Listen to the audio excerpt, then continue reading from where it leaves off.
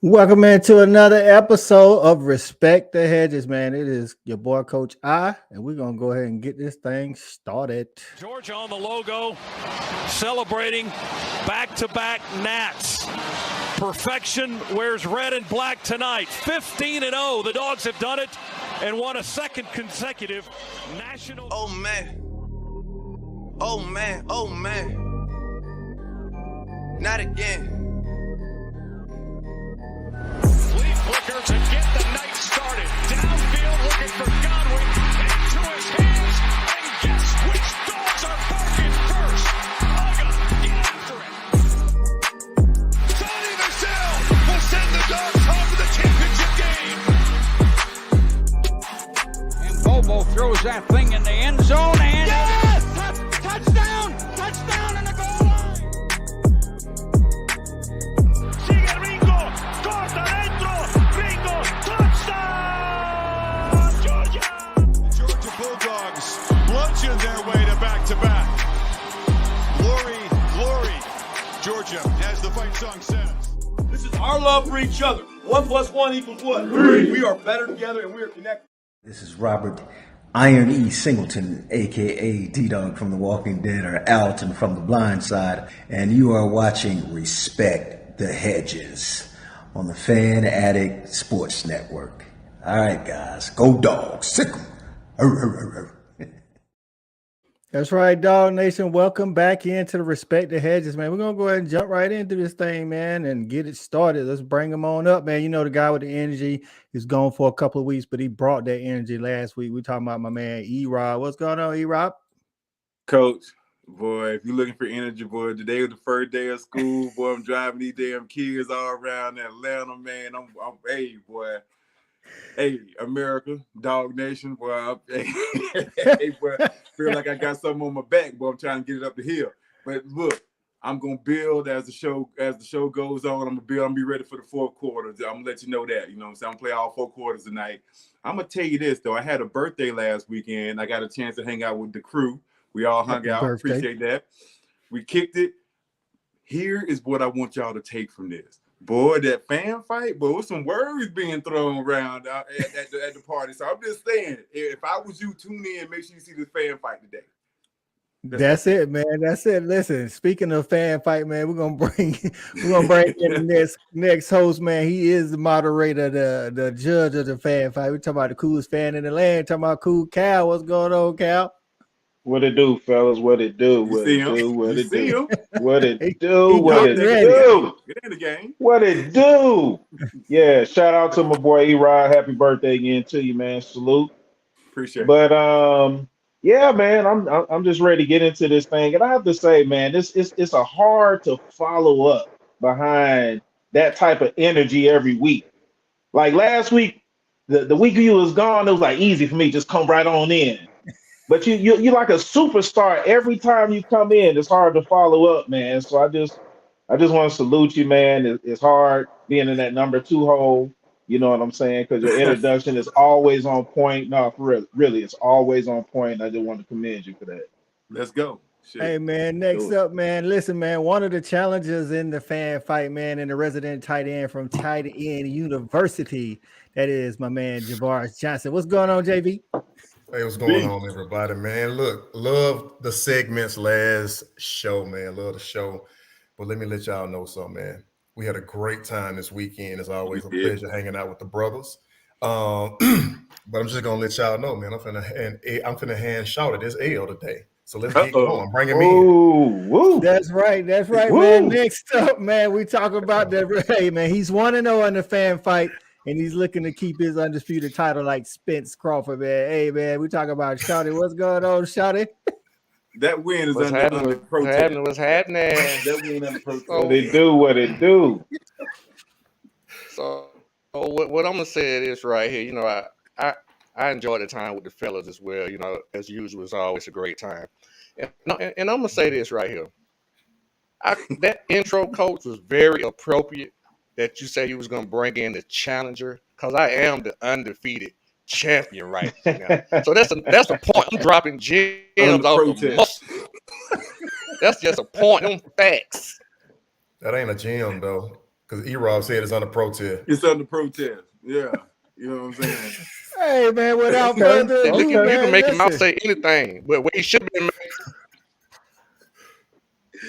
Hey, See? that's right, man. That's right. Listen, hey, they ready to get at it, man. Hey, we're gonna speak to some of the dogs first. Y'all already know who first up in the building. This is Ms. McDonald. What's going on, Shelby? Said go dogs. Yes, AP yes, ma'am. is in the building. What's going on? Big dog. Hey, man. Listen. Oh, Shelby say shout out to Sony Michelle for enjoy retirement. That's right. Another dog. Absolutely, dog great. Good dog, man. Hey, man. DGD retired from the NFL. Hey, man. Dude had a good football career, and I'm pretty sure he's on to bigger and better things. All right, man, and let's go. Let's get it. Listen, this week's fan fight is between JV and Thad, and Cool Cal is moderating. The topic today, and I saw this on Dogs 247. They had a 16 team matchup for Kirby's greatest moments at UGA. I'll hold off. They're down to the final two right now to see who wins the championship. But we'll talk about that after you guys actually, duke it out. So I'm gonna leave it. Me and E-Rob gonna exit stage left, and we're gonna leave it to you, Cool Cal. Let's do it. Okay. Y'all ready? Let go. Stay ready, man. Y'all stay ready. Okay. So we know how it goes. So you know what I'm saying? You guys gonna have a chance to give your points. You know what I'm saying? I'm gonna sit here and I'm a judge, impartial host.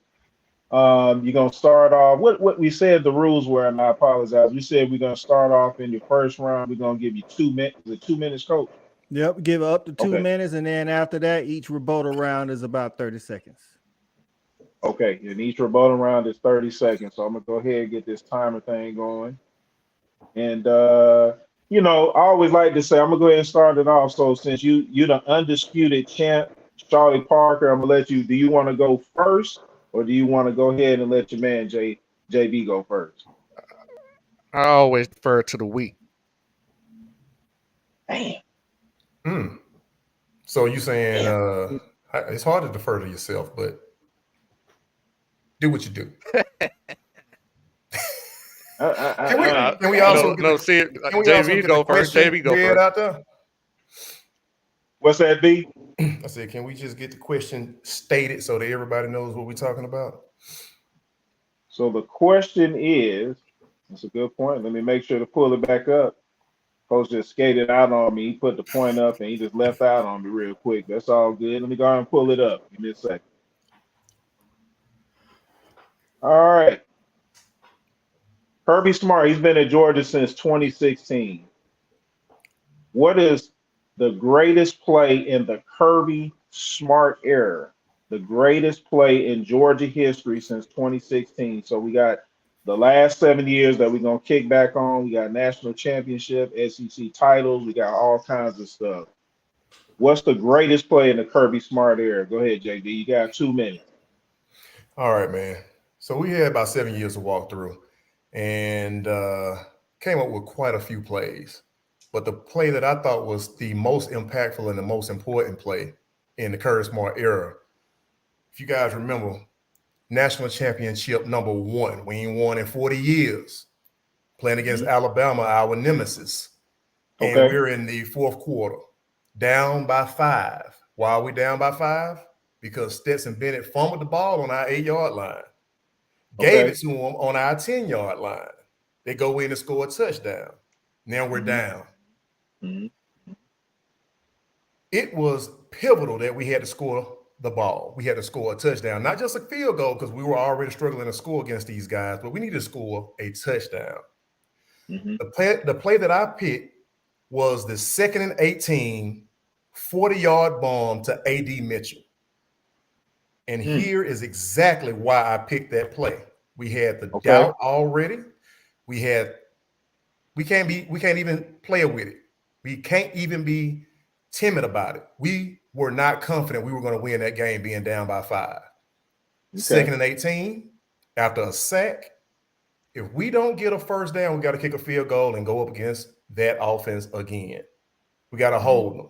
And I don't think that we had the confidence that we were going to do it. Stetson Bennett drops back after getting sacked for an 8-yard loss, drops back and throws a 40-yard bomb to A.D. Mitchell. Not just a touchdown, but it gives us the lead in the fourth quarter. Something that we needed dearly to build our confidence. Something that Stetson needed dearly to dispel all the issues and the rumors and the doubt that people had bestowed upon his name. Even his very show, Respect the Hedges, didn't believe that we could win a championship with that man. When he threw that touchdown, it literally broke the dam loose on what Georgia fans felt about not only the University of Georgia, but Stetson Bennett. Sorry, the clock ran out on you. Hey, it's all clock ran out on you. Man. Great points. Okay, so we the second down and 18 play in the national championship game against Bama. Obviously, we had won in over 40 years at that point, and so the 40-yard play from Stetson Bennett to A.D. Mitchell that obviously helped build our confidence in that moment that, hey, we can go down there and really win this game. Okay, that's a good call. That's one that I didn't think about, but it's actually, was an absolutely important play and pivotal for us winning the national championship. Okay, all right, good. Good call. So we got my main man, Charlie Parker, up. Let's do it. All right, man. Let's get it. I'm gonna go with a play call that happened in the game we call the Midnight Miracle. And everybody know what game I'm talking about. Ohio State semifinals, the game before the national championship this year. And the play so famous is already got a nickname. Smart did the right thing. Smart made the smart call. It's the timeout, guys. It's a timeout in that game. Ohio State was going for the fake punt to get the first down on 4th and 1 with 8 minutes and 58 seconds left in the fourth quarter, and we was down by 7. A lot of people don't remember that Ohio State really gave us all we wanted in that game. And if they would have got that first down, that could have really changed the momentum of the game. That's what made that call very, very, very important. It was a momentum. Also, the time of the game. All that's very, very important. And then at the end of the day, it's just like without that particular call being made, the thing that I like about that call is this right here. A lot of time when coaches make calls, players make the play just because of athleticism. But this really shows you a game within the game, how coaches play chess. They saw something on film and they made that call. But our coaches was even better and called timeout to stop that call. That's a whole nother game within the game. And that showed you who had the better coaching staff. Gotcha. That's where I'm going with that play. Gotcha. Excellent points, man. With a little time to spare, man. Made great points. You want to give anything else? Give some more points. You feel confident with that? You got 15 seconds. Hey, I'm just dropping fact after fact, making all points. You know what I'm saying? That's all I'm doing. And one thing I will say, with that being said, the next play call on offense was a deep pass for a touchdown to tie the game back up. That's how pivotal it was. Very, very important. Buzzer. Wow. You know what I'm saying? I'm going to be honest with you. It was actually very pivotal for you in that moment, you know what I'm saying, to make that last point. You know what I'm saying? That was clutch. I don't know why. I seem like I dropped gems, but I respect it. All right. That was a good first round. And so you know what I'm saying? So coach is gonna tally up the scores. We got time for another quick round. That was 2 minutes right now. JB, you want to go ahead and get some more points, man? We're gonna go ahead and give you 60 more seconds. And if you want to go ahead, it's on you. Let's go. All right, so I'll just go ahead and jump back into the den.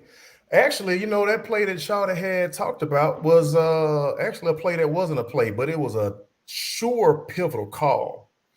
I actually had that one down myself. But if we're talking about plays, I checked the rule books. It's within the game. I'm just saying I didn't get that same memo. So if we're talking about plays in that game, it was several different plays in that Midnight Miracle game that stand out. One being, since we're talking about tight end university, the levitation by Brock Bowers that kept that fourth down alive where they would have stopped us. But, let's go ahead and just jump on back to what we're talking about with the first championship, because to be able to win the second championship, you got to win one. You can't dispel 40 years of drought by winning two at one time. We had to get over that molehill. We built the legend of Stetson on that play. Not one person on this here show thought that Stetson was the guy to take us to the promised land, probably outside of CA. So okay, I'm going to say that play did it for us. Okay. All right. It's like CA said, he believed in Stet. Stet got it done. Those are great points. I got no problem with it. No problem with it, man. Great job, man. It's tight, Shawty. Shawty, you got another quick minute, man. You want to jump on there and give some more quick points? So do what I'm saying. First of all, Stat got quit all that hay, and did the JV too. I checked with Coach before I even asked about that, and he said that was in the rule book. So when he get in, I'm sure he'll come in and explain that. So all them points are still good in facts. Check it. With that being said, also, I understand what you're saying about winning the first national championship. You got to do that. But get what? Winning that second national championship put us in history. Back to back. That made history. 15-0 undefeated. That's the difference between the first national championship. Check that one too. So we know what I'm saying? We ain't spend numbers, facts. And once again, what I will say is I guarantee you in a pivotal game like that with everybody watching, I guarantee everybody practicing special teams right now. Ain't nobody slacking on their special team game. All coaches got to be working. We gonna break out like that. That's game. Man. That was a good battle, fellas. That's a good battle, fellas. You know what I'm saying? I got the score right here. I got the score right here by to send it on over to Coach. You know what I'm saying? It was real tight. JB definitely gave a great battle. Bad, you know what I'm saying? Gave some good points. And there was a lot of plays that we could have picked from, man. So we're gonna see what happens. There was a lot of plays. You know what I'm saying? But the one thing that I like, both of you guys' plays that you brought up were definitely plays that were super pivotal in us actually getting over the hump to win, because in both those games, they were tight games. And a call here either which way could have made a difference in the outcome. So good job, guys. Hey, man, excellent job. Way to bring it, JV. Hey, man, the dude had a little time, and then he wanted to come in, and he did his thing, man. Listen, I wanted to have a slide ready for y'all, but the score, according to our judge, was Thad 8, JB 4. So in the fan fight category, that sounds about like a blowout.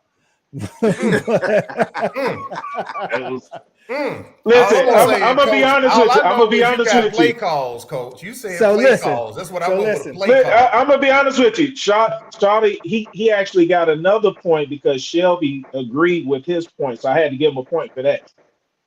Yeah. In the comments. So this is a lot of Shawty called and said, "Well, what about a call?" I say, if it led to a play, then it's part of the play, is what I said. And I didn't know if y'all was gonna take that as most important, best looking play, but I think both of y'all did great. Like I said, that what JB was talking about, that was a pivotal moment to get us over the hump. I think for me, now the score said it was the last shot, but for me, what put Shawty over the top was the fact that he brought up the back-to-back, because we was the first one. We made history with the back-to-back. That's what really did it for me. So, hey, man, listen, man, I like this. I ain't gonna lie. Shout out to these honorable mention plays, though, Coach. Real quick, after the first round, I had Shawty in front, man, with a pretty good lead. But JV, for me, that second point, because, dude, I had totally forgot about that. Dog, that Brock Bowers first down that's the one that legendary. I thought JB was gonna go with. That's I couldn't go with that one, Coach, because it was two. They came in the second championship. Maybe he can go back and watch film, and then next time he show up, He'll make adjustments and be ready. Look, I don't need to call the coach to be getting on his sweet side, baby. I don't need him to pass rules so I can get in and get a win. See, now I see what they have been doing. He called him up, man. He called him up and tried to get favoritism. Hey, but hold on, real quick though. Shout out to Nichols Athletics, man. I just wanted to make sure I was in the room. Shout out to that Ringo interception in the first one, because we were already up, but that was a great play. That kind of just sealed absolutely. It sealed the deal. Yep. Right. I had Kirby's fake punt on there, but also Kirby's call to start Stetson Bennett before we got to the championship game when everybody else was saying go with JT Daniels. That's big facts. Big facts. That's big, boy. Shout out to some of them honorable mentions, man. Definitely. Yeah. Shout out to the comment section for getting in. Shelby definitely was the first one up. She was right there with that. I think that's another point for that, when you can get the crowd on your side before you even say your play. So, hey, man, good job. Good job, dog. Good job. And I'm looking forward. You do that when you drop gems, baby. So as of now, hey, Shawty is the resident in your video. Listen, man, we're gonna move on to the next section, man. Hey, man, just put my record. Just put my record up. Just put my record up. We're gonna move on to the next section, man. Is Respect the Hedges news and events, man. Last week we brought y'all Hina and where's Hina hiding for this season, man. Another new member to the family, man. Listen. I know we gave y'all a lot of testosterone for 2 years, man, but we had to bring some, we had to lighten the room up, man, and with Hina, and then our next guest, man. Listen, our next guest is going to be doing something special for us. We ain't just bringing y'all recruiting this year. We're going to actually bring y'all recruiting with Cal and E-Rob, but we're going to bring y'all some visuals to go along with it, man. This next guest is a new member of the Respect the Hedges family. She has been doing photography for 15 years. She specializes in family portraits, branding, event photography, based out of Atlanta, but she has traveled from coast to coast, sometimes internationally, to get that perfect shot. She is a proud graduate, of course, of the University of Georgia. She loves the dogs. Her dream gig is to try to get on the sideline and catch some of the dogs in action. And we're going to hey, listen, man, we're going to keep moving forward, and hopefully we're going to put her in that position, man. She's going to be partnering with us, the Tailgate Kings, Fanatic Sports, to try to bring some wonderful stuff, man. You can check her out on IG, which we will reveal here in a minute. But let's go ahead and bring her on, man. Miss Caitlin Hill. What's going on, Caitlin? Hey, guys. How are y'all doing? I see you repping the G, Caitlin. I see you repping the G. I am. I don't think I agree with the I don't think I agree with the points on that last one. So I think JV had it. You thought, okay, so there's a vote for JV. So she made it a little bit she made it a little bit closer than it was, according to Cool Cal. So how are you feeling about this season and getting into your sports photography mode? I'm feeling really, really good. So like you said, I've been a photographer for about 15 years. I do specialize in family. I have done sports photography. And I kind of put it down to the side, and I'm ready to pick it back up, especially for the dogs. So I'm really excited to be part of the team. That's right, man. And just to show y'all, man, y'all can check her out on her website. Just a little bit of stuff we're going to show y'all, man. It's CaitlinHillPhotography.com. Just some photos, man. Some quick little photos here. Listen, she does great work, people. Make sure you go out there, check her out on her website. She also has an IG. Go ahead and, while I'm scrolling through these beautiful pictures, go ahead and tell them your social media, Caitlin. So the IG is Kate, Kate Hill Photo. I would love for people to come on and visit. Most of my clientele are UGA graduates, so I'm very thankful for that. I just love the dogs and I love football. And so marrying the two with photography, that is my dream. I thank you guys for the opportunity. There is a lot of testosterone out there, so I'm glad to, bring the female point of view. That's right. That's right. We're glad to have him, and welcome our cast and crew back in here, so y'all can say what's up to Caitlin. Hey guys. Hey, man. Hello, Caitlin. Wow. Caitlin, hello. How far we have come. Welcome. How far we've come on this We've show. come far. Yes, we have. Welcome. The stat guy is our resident South Carolina Gamecock fan that likes to join in. He is saying, welcome to the Respect the Hedges family, Caitlin. And Kay Graham says, get it, Katie. I'm assuming you. Hey, thanks for getting there. Okay, we got some more people. Those are my line sisters. You know what it is. I got to represent. Hey. Yeah. Okay. Load the welcome in, line sisters. Come on in. Yeah, that's right. That's right. Caitlin came in and gave you a vote, JV. So she made the victory a little bit close. I mean, the victory and a little bit down. Well, I mean, if you actually take a point away for not making a point about a play, yeah.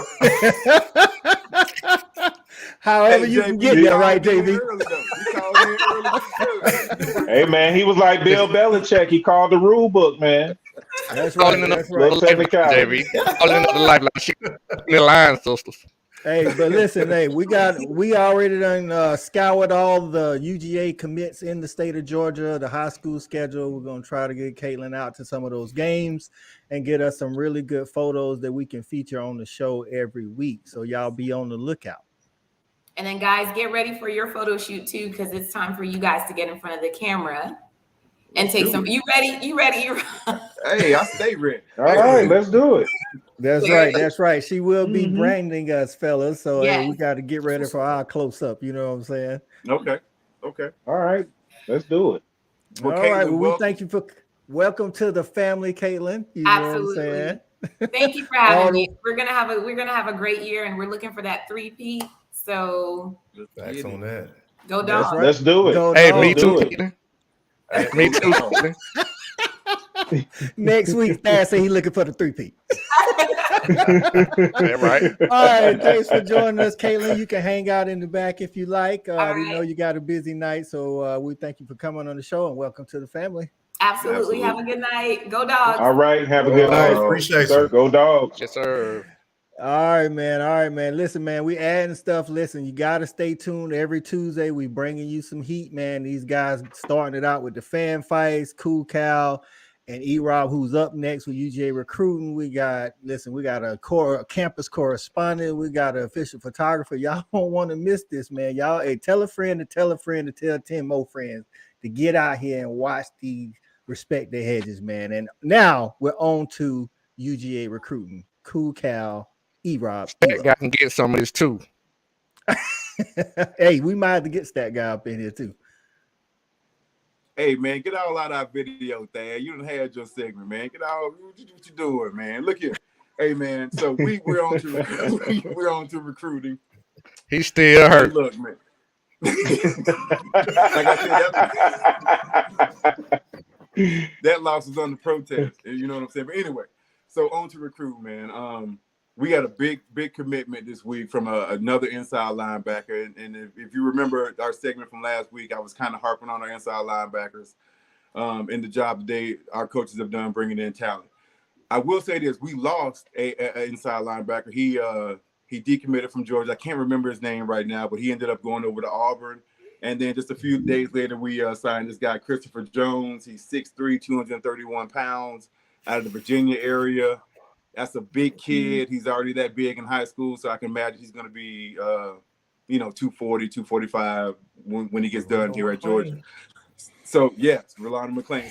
So last week I was talking about our inside linebackers that we brought in last year, and I thought that was going to be the best inside linebacker group that we've ever brought in. They were all 4 stars: Troy Bowles, Raylan Wilson, C.J. Allen.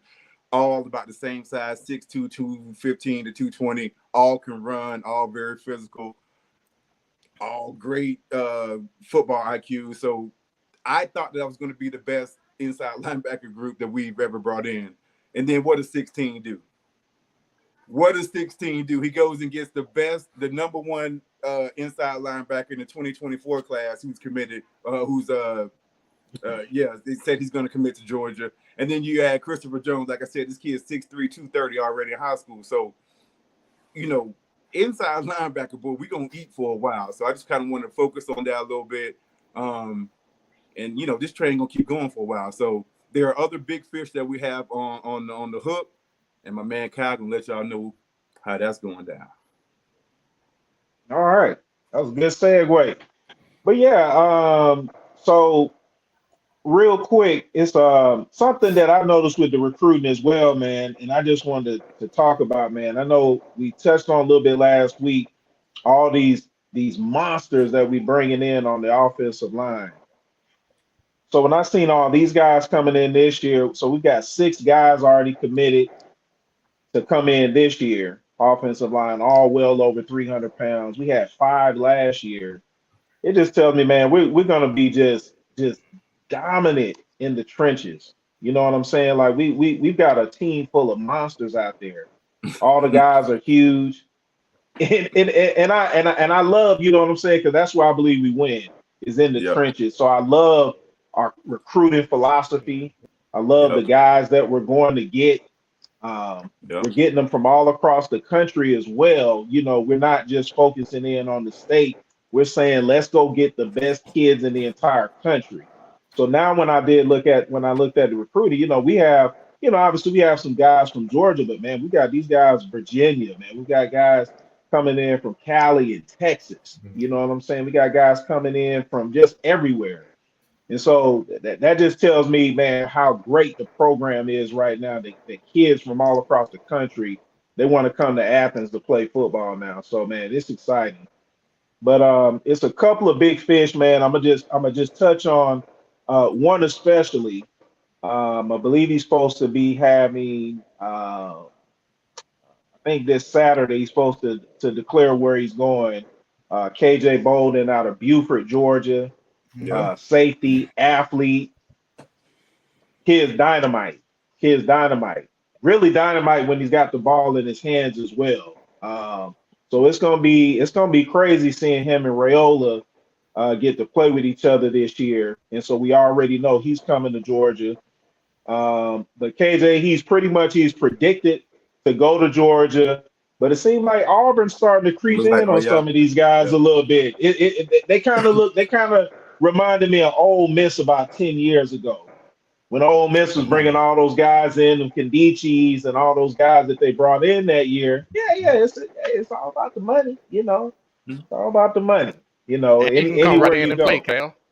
And the playing exactly, exactly. So that's definitely another thing that can be, you know. So, but you know, there's lots of great kids all across the country, man. You can't get all of them. We get the ones that we want. And we getting those dogs that come in here, but he's a big one that's supposed to be committing this Saturday, I believe. A lot of people said he's been keeping it hush, but speculation is he's going to be a dog. But like I said, I think Auburn, they said Florida State, been kind of nibbling around a little bit as well. So that's a big fish. I believe he's ranked right now like the #1 safety in America, one of the top 10, 15 players in the country. So, you know, just another guy that we're looking to bring on the roster. And a good friend of mine told me too. Now this is an undercover one, and I may not be able to pronounce the kid's name correctly, but he's actually committed to Oklahoma. Williams, I think it's Narani. Yeah, he hasn't committed yet. He's favored for Oklahoma. He ain't committed yet. Favorite for Oklahoma. Okay, so he hasn't committed yet. So he's been favored. So I've heard a couple of guys I know I talked to said that Georgia's kind of creeping up on this kid a little bit too. And so I think that he I'm sorry. Yeah, he's a DN, 6'5", man. He's already about 245. Like them. Great with the hands. I mean, excellent with the hands. You know what I'm saying? Rips away linemen, you know what I'm saying, like rag dolls, and explosive getting to the quarterback. So if you guys get a chance, go check out some tape on him. He's another big time fish that I think that would really just kind of add on to solidify this top ranked class already. Yeah, man. Hey, man, y'all both hit on some great stuff, man. We hope KJ chooses the Dogs, but you're right. He is, you know, Auburn been creeping up. You know, Kirby, he tell them how they're going to get developed and get that loan money in the NFL. The other schools can't do that, so they have to talk NIL. Kirby don't have to talk NIL, you know what I'm saying? So that's just where we at with ours, man. But great stuff on the recruiting front, fellas. All right, man, we're going to move into our player spotlight, man. Just trying to help the fans get to know some of these guys that aren't the most popular, but will be contributors or going to be contributors in the future, man. The first up is a guy by the name of Ernest Green, man. Ernest Green III, that is. Ernest Green, man, he's from Los Angeles, California. He went to St. John Bosco. If y'all keep up with high school football, if you keep up with any high school football, you know about St. John Bosco, because it produces like talent after talent after talent. This dude came out. He was the number 2 interior offensive lineman in the country. He was ranked number 45 overall. He actually won a national high school football title when he was a freshman, and DJ Uyunglele was the quarterback in his senior year. So you could have signed this man arm in that picture, man. It sounds funny saying that about DJ, but DJ was the man in high school. DJ was the number one player in the nation. Exactly. Now Ernest Green got some DNA about himself. Ernest Green II, his dad actually played at Savannah State and then played 9 years in the NFL. He was on the 1994 San Diego Chargers Super Bowl team. They didn't come out with the victory, but he made it nonetheless. You know what I'm saying? And his father's side, though, still remains in Savannah. And that's where they have Thanksgiving. Just a fun fact about Ernest. Ernest is fighting for that left tackle spot. I personally believe he's going to be the one. Broderick Jones kind of gave him a shout out during his interviews at the combine. And I think he's the next one up. Last year, they talked about him trying to get into the rotation, but he kind of got hurt. But now he's fully healthy and ready to go. So, man, big kid. I want to say 6'4", like 3. I want to say he's 315. I think he is. So he's thick about himself. You know what I'm saying? Next on the defensive side is Jalen Walker. If you watched the Dogs last year, you saw number 11. He actually is an inside linebacker, but he played a lot of edge and pass rush specialist just to get on the field, basically, especially once Nolan Smith went out with the torn pectoral muscle. So this guy's originally from Salisbury, North Carolina, where listen, man, thanks to Tracy Scott, the D-line coach, man. Listen, this dude, his pipeline in North Carolina has been good for the Dogs the past couple of years. He was a 3-sport athlete in high school, like a lot of the big time players, basketball, football, and track. He was a lone jumper and a 100-meter runner. Rob at that. not elite, but hey, he was out there. You know what I'm saying? He was actually the Gatorade Player of the Year in the state of North Carolina as a junior. And then Kirby likes him. Hey, him. JV, played a little tight end. Played a little tight end in high school, JV. Hey man, welcome. He where he needs to be, even if you only sniffing it. Hey, he also has some good football lineage. Listen, man, his dad is just recently stopped coaching to basically follow his son. He was the head coach at Division II Catawba College football and assisted prior to that at Western Carolina and Coastal Carolina. He has a younger brother that's still in Salisbury, class of 2024. Cornerback. He's got 16 offers currently, so he's class of 2024. But the fun fact about Jalen, man, is out of all the people on the team, he was nominated by Kirby and the rest of the staff to represent UGA at the SEC Leadership Council as a freshman. So that shows this dude has a lot of maturity, a great upbringing, great parents, things of that nature, man. Just like I say, man, we want to help y'all get to know some of these guys and not just know jersey numbers and helmets when they out on the field. That could be that new Nolan Smith. That's right. All right, man. Who we got? We got some people coming in. Listen, man. Paul maybe in the house. What's going on? He talking about actually favorite for Missouri. They got you talking about Williams and Weary. Oh yeah, Missouri is definitely Missouri now. Missouri is they've been in the run as it's Missouri, Oklahoma, and us, but they got their NIL. Gene Tudor in the house. What's going on, Gene? 2-5. What up, Gene? What's happening, people? All right, we got Michael Taylor in the house. What's going on, Michael? Appreciate you stopping by, my man. Mike, and I wanted to shout out Wallace Smith. He was getting in while we was doing our other segment. What's going on, Wallace? All right, man. Let's get into the topics for the day, man. The topics for the day, just quickly, I got to talk about it. Speeding again. Tyrion Ingram Dawkins this time doing the 90 and the 70.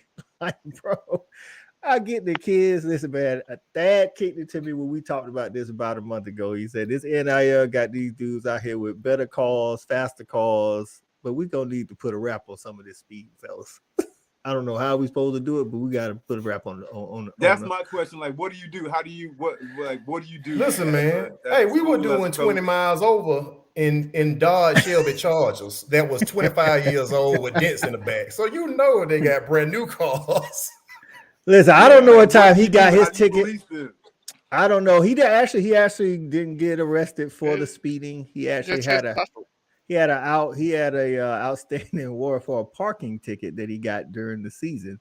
Listen, man, I don't know what time he got his ticket, but the guy before him, I forget who it was. He got his at like 10 a.m. That told me he probably was late to workouts. I don't know. I'm gonna need these dudes to get up and get out and get something so they're not being late, because we don't need no. I don't know what's gonna happen. You try like that on any given day, though, folks. Yeah. You know, yeah. I think also too, one of the problems is, like we said, you know, guys have access to much better cars. When we're driving a lot of times too, and then you hear those really, really loud Challengers and Chargers, and there's probably so many of them out there that's doing it.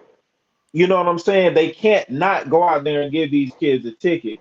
Now, you know, let's be honest, is really heavily spotlighted by obviously the tragic events that happened months ago, and so it's like we continue to do this when we've already had something tragically happen.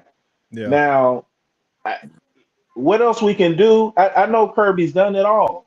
I know he's done it all. We know that. We know he's addressed it since the first time that it happened. He addressed it with that person. It was hardcore. But at the end of the day, these kids, they're 18, they're 19, 20, got a lot of money in their pockets. They got these fancy cars. You know, hopefully, I don't know. Hopefully it's diminishing, and hopefully it just seems like a lot because it's been a lot in the past, and now it's just always going to be highlighted. Yeah, I think, like you say, because of the recent events, we're definitely under the spotlight. Not to mention, we are back-to-back champions, and everything you do is going to be highlighted more than the others. But on a positive note, former dog Andrew Thomas just got the new money. Highest paid. Listen, man, highest paid guaranteed part of the contract for any offensive lineman in NFL history, brother. Listen, man, that's big time, because his first year he came out, we all knew what he was going to be. He was a top 10 pick, but his first year, his rookie year, he didn't do as well as people thought he was. Last year he came back and he did that thing.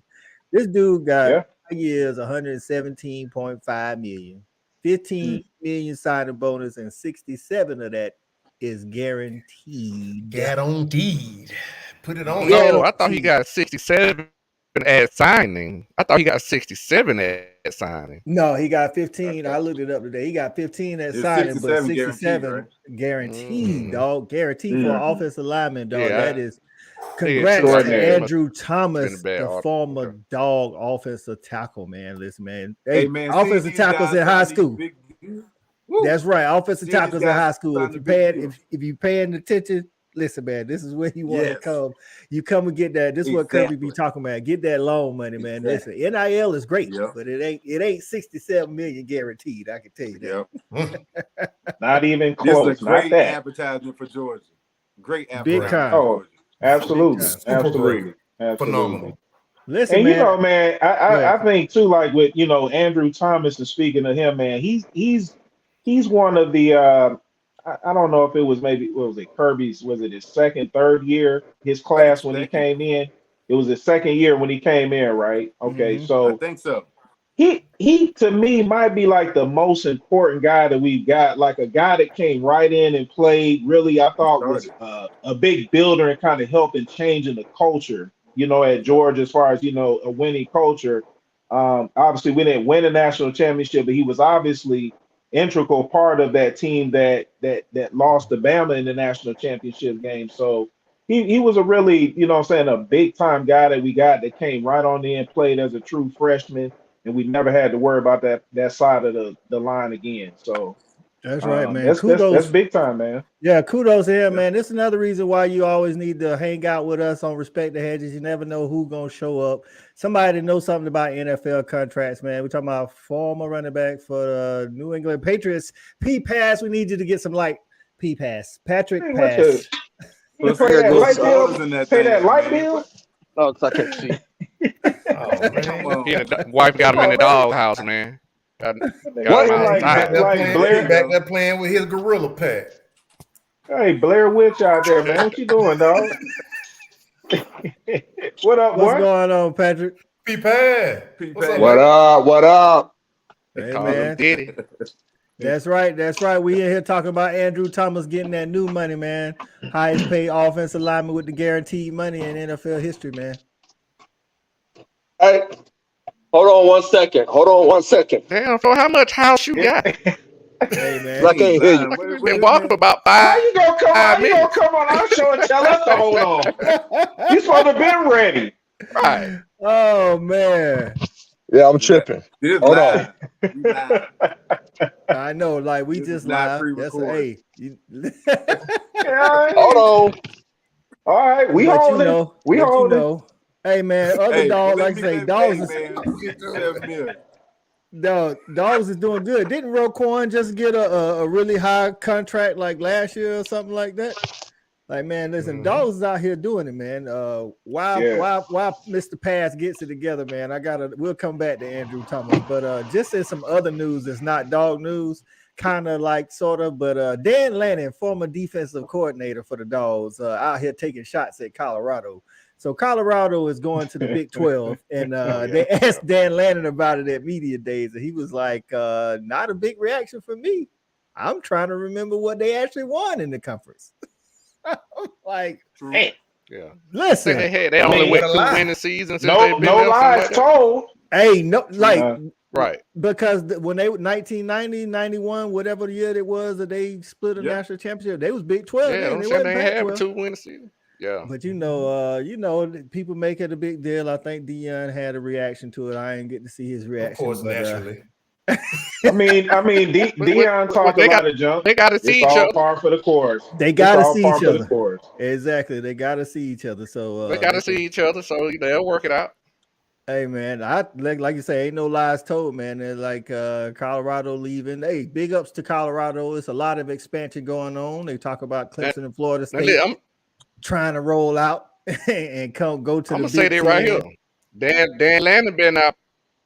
I'll say Dan Lanning been out pulling what my boy did up there in Michigan State now in his second year. Come out there and fight. I got food over there. Contract extension. Yeah. Oh, you talking about Mel Tucker?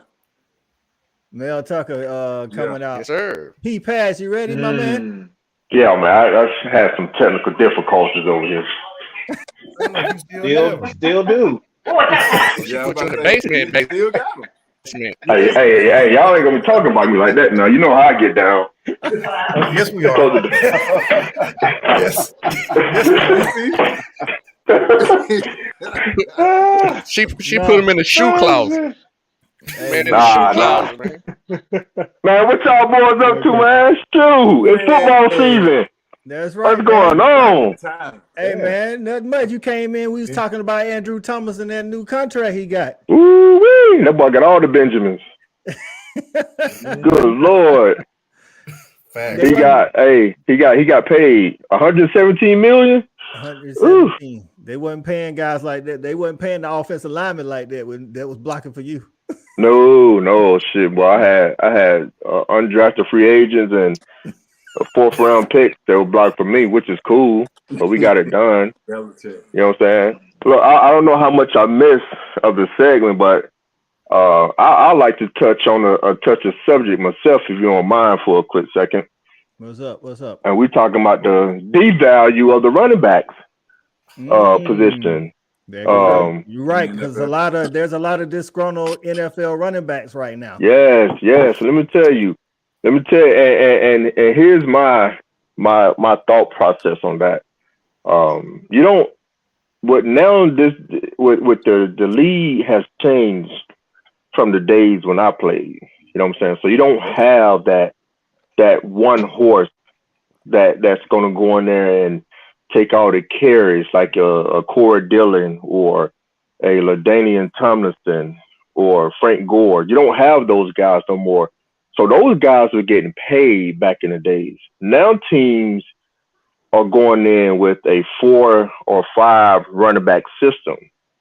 And that's probably one of the main. I'm gonna go ahead and say that's probably 95% of the reason why teams are not paying running backs, because they can get the job done with 4 or 5 guys now. Look at those 2 or 3 Super Bowls that New England won when I was there.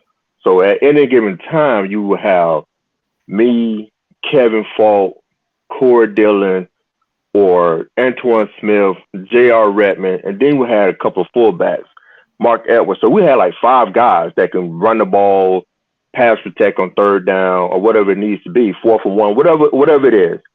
So teams look at that now and say, hey, we don't need a one guy that can tote the ball, so we don't have to pay them that much. But at the same time, you still need to run the ball to set up the pass. If you got some guy back there that's trying to run the ball that's going to get you 2.7 yards a carry, that's not going to scare any defense out there. You know what I'm saying? So you brought up a good point, man. But like fellas, what about like Derrick Henry? Hey, Daddy. Yeah, I'm here. That's what I'm saying. Listen, if a guy getting 1,200 yards, I don't care how many times he getting it. You know what I'm saying? That guy deserves to get paid like he needed to be paid. I get that. How many running backs on the roster? If he get 1,200 of them yards, you getting him a lot more than you giving to somebody else. Yeah, it makes sense. It makes sense what you're saying. But now teams are looking at running backs. They can split those carries up between 2 guys and still have 1,500-yard rushing. So because they're looking at the stacks as a team. So you're gonna have a team that's rushing for 1,500 yards is still pretty damn good, as opposed to having one guy rushing 1,500, which is still good as well. But teams are looking at the overall stats now. So they're like, all right, I got 2 or 3 guys that can get 1,800 yards for us and get to the Super Bowl, as opposed to paying this one guy 1,800. I mean, who's going to rush for 1,800 yards and get us to the Super Bowl. So now I can eliminate trying to pay him $15 or $18 million per year, and I can spread this money out with these other guys, or I can pay another tackle. You know what I'm saying? And I get what they're trying to do, but at the same time, as a running back, it frustrates the shit out of me, because now they always talk about somebody getting 1,200 to 1,500 yards. Shit. But what I'm saying, and it frustrates me, because you still gonna run the hell out of this guy at the end of the day. No matter how much you pay him. If you pay him $10 million, you still gonna want this. You can still gonna have a Nick Chubb and run the ball 25 times a game. You know what I'm saying? And Nick got paid, and he's probably one of the last guys that's probably going to get paid. You know what I'm saying? The money that he got, and it just sucks because cow in the league besides Derrick Henry. Say that one more time. I said, is he the main bell cow in the league besides Derrick Henry? Well, you got Christian McCaffrey up in San Fran. He a bell cow? He took over. He took over. He went up there and took over the number 1 running back, but he does so much other stuff too, because you can put him at receiver if you want to, and he'll still get the job done. You know what I'm saying? And and now before what's the guy's name that was in New England? He's in Buffalo now. Forget his name. Went to Damian Harris. Before they had Ramondre Stevens, who was a rookie up in New England, and Damian Harris up in New England. So they were splitting carries, but Ramondre ended up taking the position, and Damon's up in Buffalo now. So now teams are like, man, we can get 2 or 3 running backs in here and get the job done, as opposed to paying one guy. But as a running back, seeing this and knowing how important it is for teams to throw the ball, and it's a passing league, man. It's like 70% passing now. And I get it. They want to pay these left tackles. If you're a right-hand quarterback, so right tackle, you're a left-hand quarterback.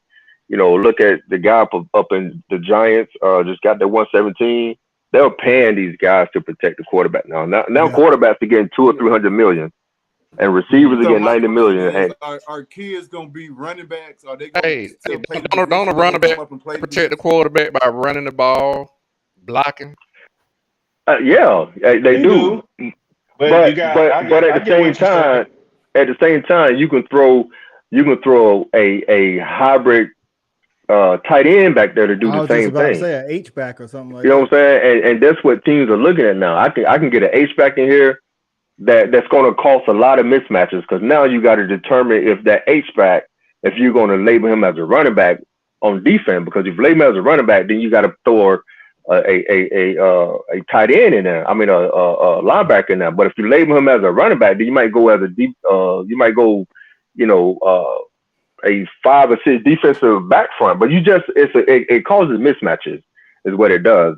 But teams have to understand how you want to label that H-back, and which he can go in there, and he might be a little bit bigger than the running back. He might be a 247-pound H-back, but that runs like a receiver as opposed to a 215-pound running back.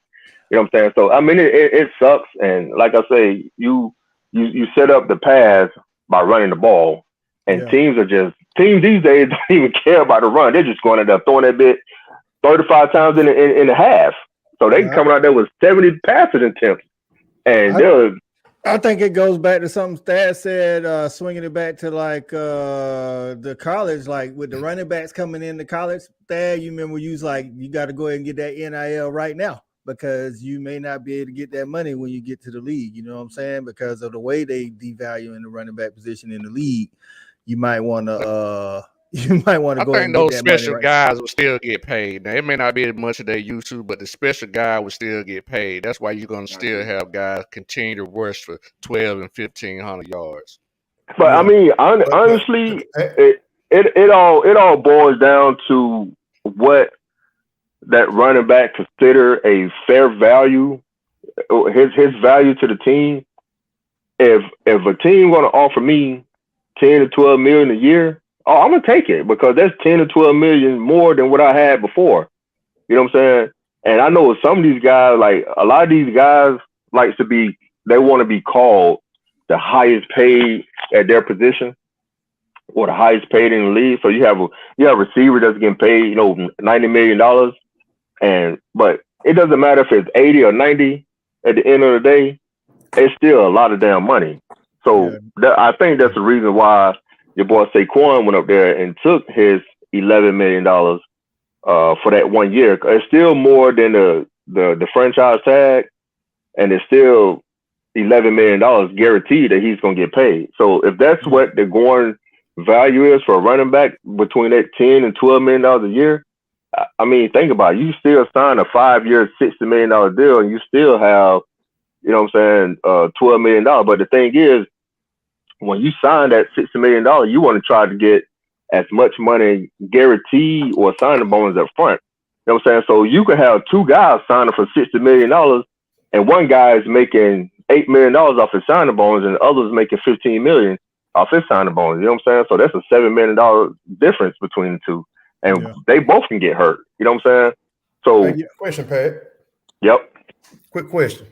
So, do you think it's gonna come down to the guys who play the running back positions who have multiple skill levels, i.e., Christian McCaffrey? Exactly. So the more you can do. So what it does is it eliminates the coaching staff from going out and getting a 5th or 6th receiver, even though they have that guy on the team. But that 5th or 6th guy may not be as good as your running back who can catch the ball. And Christian is a different breed because he can catch the ball. So you can line him up out wide and then bring in a third down back that play running back. So you can't line up a linebacker against Christian if he's lined up out wide. So all this create mismatches. But what I tell my guys is, when I'm training them, is that you should develop skills outside of just running the ball. If you just think you're going to go in there and run the ball and not being able to catch, then you'll never make it. Because now these teams want a running back who can damn near run a deep post or a deep comeback or in cut and catch the ball with hands and not body catches, because that's what they're looking for, because it's 70% passes and they want someone who can catch the ball like a receiver. So if you can do a Christian McCaffrey, your chances of getting paid big money is going to come. Unless you're a Derrick Henry who's 6'4" and that can just run over everybody, then you better know how to catch the ball. Yeah. Not to cut you off, but let me get this last question from a viewer before we get up out of here. So Paul, listen, this has to do with the running back position too, and I'm glad he asked this. Currently, UGA actually has 2 running backs committed, and they're about to have a third supposedly the number one running back in the nation. And he says he wanted to ask y'all a question. With UGA stacking class on top of class, does a recruiting have to slow down at some time? Because how can you continue to convince these high school players to come sit for a year? And I think that's a good question, considering we are probably, I think we favored to get that number one running back into Georgia in this class with 2 running backs already there. I mean, and Pat, oh yeah, keep winning. Pat, you played with some good running backs. If you win, when you was at Georgia, how is it what is the coach telling these kids to kind of like keep them, I guess, level headed and not want to hit that portal? Well, you know what? One thing about these kids these days is they don't lack confidence. So when I was being recruited, I knew they had Robert Evans as a running back, but my main thing was I'm going to go in there and I'm going to compete and I'm trying to take a job. But at the same time, I'm going to play within the rules of what the coach has for me. I'm not going to go in there and be a knucklehead. So these guys are going in, when they commit to this team, they all going in thinking that they're going to be the number one guy, whether it's the running back position, the fullback position, or the quarterback position. And just like any team or any sport that you play, injury is going to happen. You know what I'm saying? So what you want to do is you want to go in there and do the best you can and try to stay healthy as possible, but you want to go in there and be seen and noticed and make these coaches have a hard decision about who they're going to pick and play when it's time to play on Saturdays. I think Kirby's been doing a good job with that, because I mean, if you look at Carson Beck, the quarterback, it's his 4th year in the program, and it didn't even look like he was going to get the light of day. Go ahead, Thad. I'm gonna say this too. You have to also understand that we have this much depth. It keeps you fresh. It keeps you healthy, and not only that, even coming here, you're playing against the best of the best, and you're playing in the biggest games. If you look at all these guys that we putting in the league, none of them just have gaudy stats. They all rotational type players with us, because we so deep. And they still going to the league 1st round, 2nd round, 3rd, 4th round, because of the type of athletes they are. So when a guy comes here, it ain't necessarily a great chance that he's going to stay here, because we keep bringing in pressure, and pressure buzz pipes. So if you just want to come in and think you're just going to play because you've been the man, you get here to a different world, it might not be for you if you ain't really come here to work. That's big facts right there. And I think Kirby has said as much, you know what I'm saying? Yep. You got to, and Georgia ain't for everybody. But apparently we get enough of these guys to come in here. And you're right. Channing Tindall, the linebacker, he ain't started no games at Georgia and still went like 3rd round. So these dudes out here is really getting into the league by practice. It ain't going to slow down to answer his question. Yeah. So Brock Bowers got interviewed at Media Days, and they asked him the same thing. He was like, man, be honest with you, man, you come in here, you practice against this defense every day. You can't do nothing but get better. So it's man, Coach, from an NFL perspective, these NFL GMs and these coaches already see the kind of program Georgia got. One thing they do know is if you touching the field, period, you can ball, you can play. Because realistically, it ain't about our week schedule this year. It's about who you lining up against Tuesday through Thursday that's making you better and sharpening your iron, right? So they already know your program is good. Your weight room etiquette is good. Your work ethic is good, because Kirby is not going to slack on that. The program is built for the league. So they don't have no problem bringing a guy who was a 2nd string guy who got some playing time in, because guess what? He's still going to be better than the majority of the cats that's coming out of some of these other programs. And then on top of that, these GMs and head coaches know that everybody gonna have a bad game on a Saturday or a Sunday or a Monday, whatever you play. Everybody gonna have a bad game, but they don't really care about that as much as they want to know how you gonna play on how you practicing during the week. And they all talk. All the former Dogs talk about how hard and how prepared the practice they are for NFL because of the practices. I'm telling you, and these coaches and GM know. If you're practicing in Kirby's offense or defense or special teams, or you just on that field, they know what type of pedigree you have. And that's why they are coming and grabbing and snatching these dudes up for the NFL, because they know, hey, I know what I got. These guys are practicing at UGA with Kirby. I know I'm going to get 98% out of these guys in practice, and they're going to make those guys who don't know how to practice in the NFL going to make them that much better when they see these guys come in, because it's just going to be 1,000 miles per hour to the wall, and somebody's going to get mad because there's going to be some positions being taken. Absolutely. Hey, such is life. Yeah. Such is life. You better get in there and do your thing. You know what I'm saying? Yeah. Same way in Athens, man. Kirby got this thing rolling, man. Hey, we want to thank all the Respect the Hedges family for coming out. Great show. Hey, appreciate Pat Pass for jumping in. We're going to get him back in here on the fan fight. I don't know if he got to check out the fan fight, but we're going to put him in that hot box with that. I saw it, but let me tell you something. JV, hey, there was a great point with Brock. There was a great point with Brock Bowers keeping that drive alive when he was, I think it was like 4th or something. Yeah, like that first down, I'm going to tell you something. We needed that. So I'm going to go ahead. It wasn't as lopsided as y'all thought it was, but it was a great point. Yeah. Not really. I'm getting tired of y'all talking about my scoring system. It is what I said it was. If I said it was 8-4, it was 8-4. Hey, Cal, listen. Hey, we got the review. Well, they just saying it was just closer. They just saying it wasn't a blowout. I don't know. And then it was 8-5. I gave him a point later on. Yeah. Hey, it's just like Shawter ran the 10-2 and JV ran the 10-3. Yeah, that's but he still lost though. He still lost though.